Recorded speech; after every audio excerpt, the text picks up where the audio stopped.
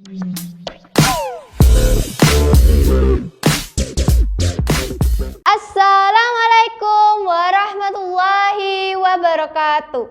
Hello everyone, my name is Nisrina Arijul Khusna. I am from AL-HADI Islamic Boarding School. This time, I would like to tell for you a story about Abu Bakar radhiyallahu anhu. Let's begin.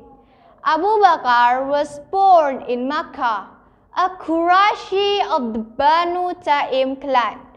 Abu Bakar, which means the owner of the camels, was not his real name. He acquired this name in life because of his great interest in the racing camels. His real name was Abdul Ka'bah, which means slave of Ka'bah. It was Prophet Muhammad SAW who later changed it into Abdullah, means slave of God. The Prophet also gave him the title of the Siddiq, the Taswir to the truth. Abu Bakar was fairly wealthy merchant, and before he embraced Islam was respected citizen in Makkah. He was 3 years younger than the Prophet, but they always seemed together from the earliest childhood. He remained the closest companion of the Prophet all through the Prophet's life. Such was devotion to the Prophet and Islam. Even before he accepting Islam, Abu Bakar was known to be a man of upright character, amicable and compassionate nature all through his life. He was sensitive to human suffering and kind to the poor and helpless. Abu Bakar's first action as Caliph was to dispatch an expeditionary force into Syria to avenge the defeat of the Battle of the Mu'tah in 629 CE, as had been planned by the Prophet.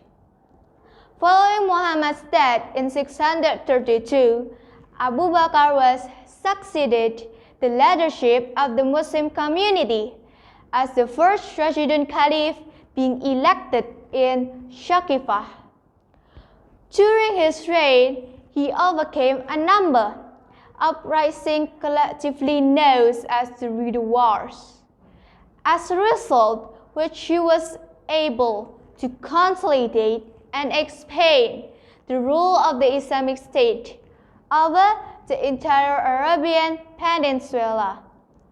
He also commanded initial incursions into neighboring Sasanian and Byzantine empires, which, in the years following his death, would eventually result in the Muslim conquest of the Persia and the Levant. Abu Bakar also had essential role in the compilation of the Quran during his reign. Abu Bakar ordered that all of the written revelation be gathered alongside those companions of the Prophet who remembered Quran by heart. Then he gave the duty to a trusted scribe of the Prophet, a man named Zaid bin Tahib, to compile it in the same sequence as had been instructed by the Prophet. The first finished codex of the Quran was kept with Abu Bakar. All modern versions of the Quran are derived from Abu Bakar Codex. Abu Bakar Caliphate lasted for only 2 years, ending with his death after an illness in 634. On his deathbed, he dictated his last testament to Uthman bin Affan, which he appointed Umar bin al-Khattab as his successor. Abu Bakar recommended Aisha, his daughter and wife of the Prophet, to bury him beside the Prophet. Abu Bakar was buried in Aisha's room, just beside the Prophet. Grave in Prophet Mosque, Masjid Nabawi in Medina, Saudi Arabia. Though the period of his caliphate was short, it included successful invasion of the two most powerful empires of the time.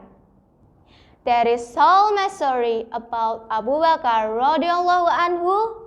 May Allah be pleased with Abu Bakar and reward him with the best of reward. Amin. Wassalamualaikum warahmatullahi wabarakatuh.